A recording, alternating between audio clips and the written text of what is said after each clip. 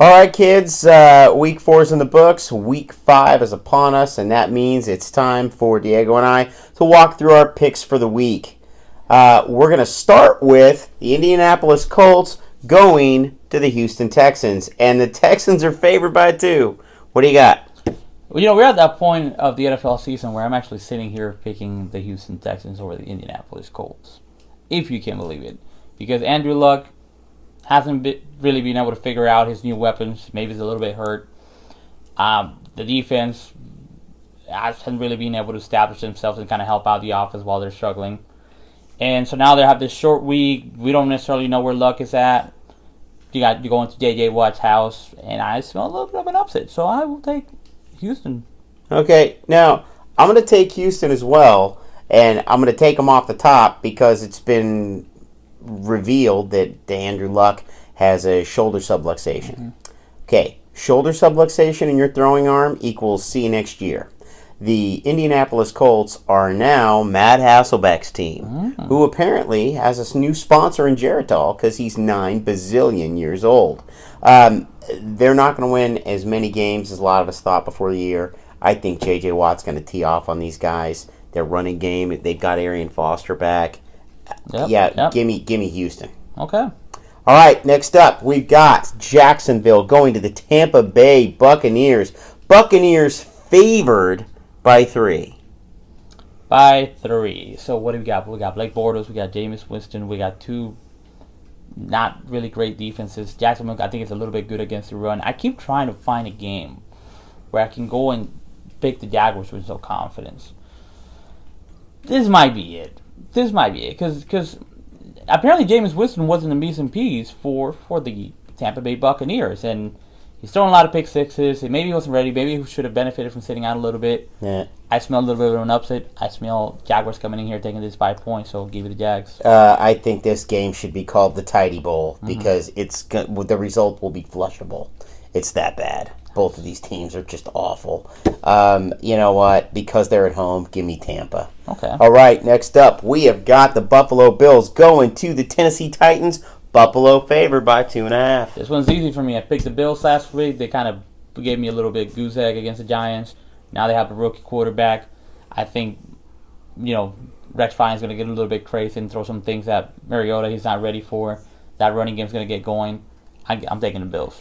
Hey, you know what? I got to agree with you on this. That Buffalo defense is nasty. That running game's nasty. And Tyrod Taylor is just turning into the guy that we all saw at Vatek. So, I mean, he's a stud. He's a stud all day long. It was Vatek for him, right? Yeah. You got it. Yeah, so, that guy, he's a champion. Give me Buffalo. All right, next up, we have got Cleveland going to Baltimore. Baltimore favored by 6.5. By 6.5. People don't really notice that Cleveland's really putting up fights out there with Josh McCown, which is actually shocking to me. But I do think they're going to win this game. I don't know if it's going to do it by a full touchdown.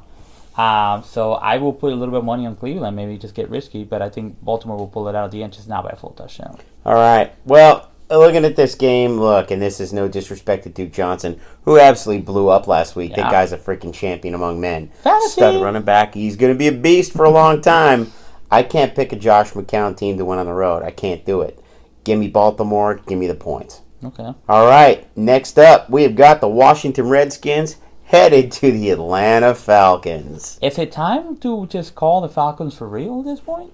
You know what it's time to do? It's time to admit that I was right about Hankerson.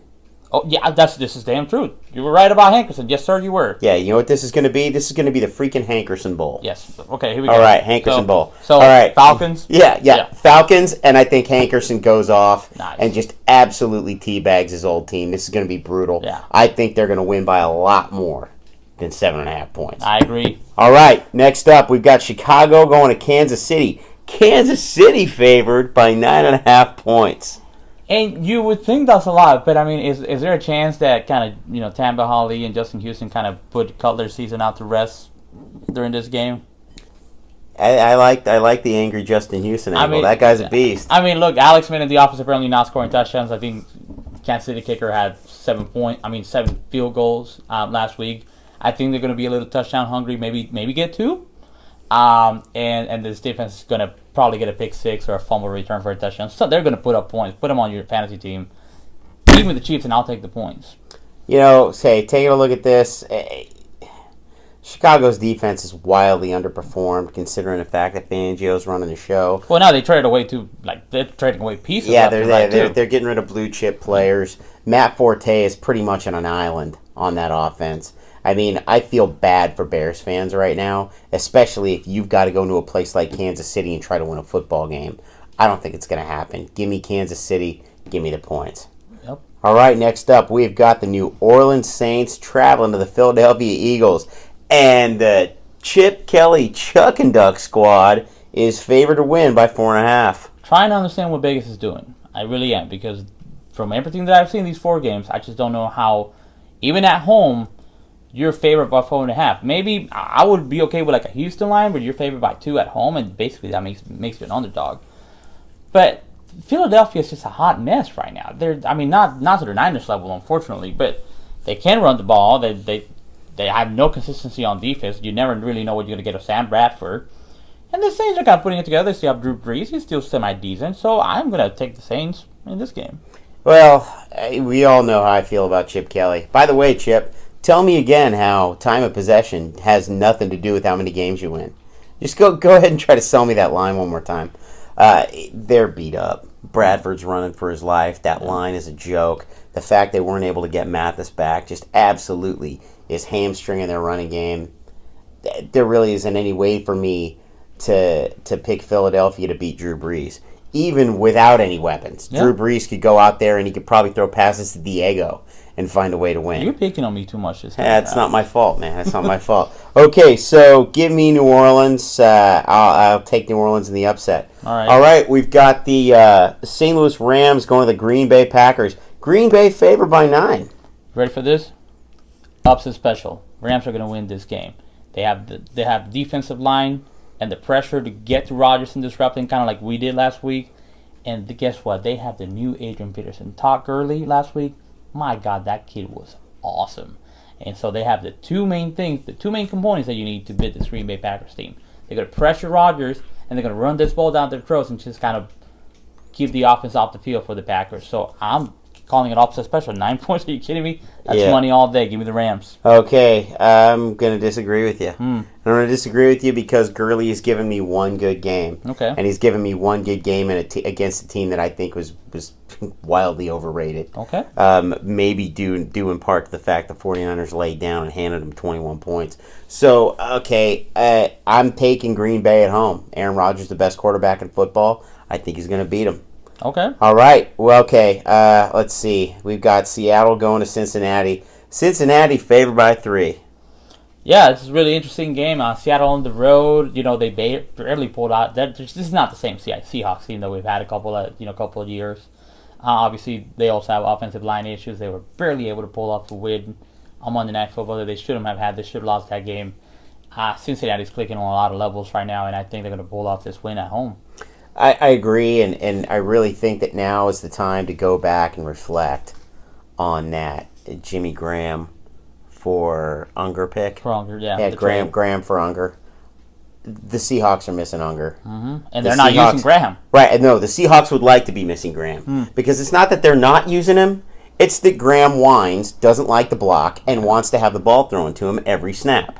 As a result, their run game is flagging. They've got Russell Wilson as their leading rusher, and I don't care how good that defense is. I do not care. There is nobody on that defense that's going to be able to stop A.J. Green and Sanu and Hill. It's just not going to happen. And my boy Marvin Jones. Oh, yeah, Jones is this one's going to get ugly, and I think it's going to be a lot uglier than 3 points. Give me Cincinnati. All right. All right, now we have got the Arizona Cardinals heading to the Detroit Lions, only favored by 2.5. On the road, favored by 3. I'm going to disagree with you. I think you call the Cardinals overrated. I don't think they are. I don't think they're obviously as good as we made them look, but I do think they're a pretty solid team that's probably going to make the playoffs, whether by winning the division or through the wild card. Sure. Detroit, it's hard to figure them out really at this point, but again, I don't know that they have enough on defense to kind of stop the Cardinals. I don't know how they have enough on offense to keep up So I'm taking Arizona. Okay, and we're going to disagree again. Okay. I'm going to go with Detroit here. I'm going to take the home dog to win. Calvin Johnson's pissed off. I don't want to face a pissed off Calvin Johnson. Good point. You know who else I don't want to face? I don't want to face my fantasy sleeper of the year. Kids, if you're watching this, Amir Abdullah. Man, that guy's a stud. If you're in a PPR league and he happens to be floating around or somebody dangles him in a trade, snap him up. That guy has got the goods, and he's going to be a hell of a player for a really long time. I'm taking the Detroit Lions in the upset. Okay. All right, next up, we have got the New England Patriots headed to your Dallas Cowboys. New England favored by 9. Favored by 9 on the road. Yeah, did I get that right? Okay. Yeah, you did. Beautiful. And why not? I mean, they got Angry Tom, Angry Bill, really good passing game, solid running. I mean, they're not even unleashing LeGarrette Blount yet. They're doing it with this kid who was on the street a couple of seasons ago. Hey man, don't sleep on Dion. That guy can ball. Dion Lewis, yeah. I mean, but again, just they're clicking on all levels. You know, Dallas doesn't have Romo, doesn't have Des. They have a massive running back.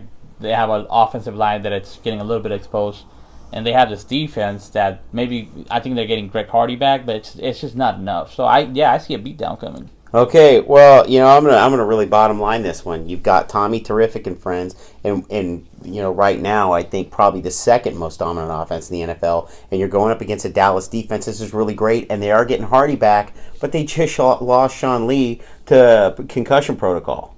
We don't know if he's going to be in the game, and he is hands down their best defender. If he ain't healthy, I don't see any way the Cowboys can win this game. I'm taking the Patriots.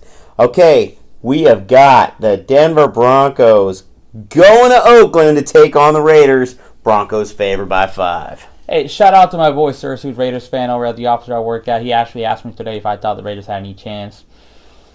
No. Look, Raiders, nice up-and-coming team. They may be able to make some things happen this season, but now you're facing a really, really good defense that's probably going to shut you down for the most part. And Peyton Manning, that if you had a good defense, you might be able to slow down, but he's probably going to be able to put about 25 on you, and I just don't think that Oakland offense is going to be able to, do enough. So 5, I'll take the point. I'll take Denver in the points. All right. So looking at this, I'm going to go with Denver in the points as well. The defense is just too good. Carr's an up-and-comer. Amari Cooper's the real deal. Latavius Murray's a solid running back. That's not going to be enough to beat this D. They're so fast. Yeah. They're so multiple. They come at you so many ways. I'm just not sure Oakland's equipped to beat them. I'm taking the Broncos. Okay, and finally, we've got Monday Night Football. Pittsburgh Steelers going to the San Diego Chargers, and the Chargers are favored by 3. Have you been able to figure out the Chargers and who they are? Danny Woodhead and friends. Danny Woodhead and friends. Well, I don't know if that's going to be enough. I mean, Pittsburgh is rolling in with Michael Baker quarterback, and I thought he might be able to do enough last week to kind of beat the Ravens at home, and he didn't. So if they had Roethlisberger in this game, I'll feel more confident picking them.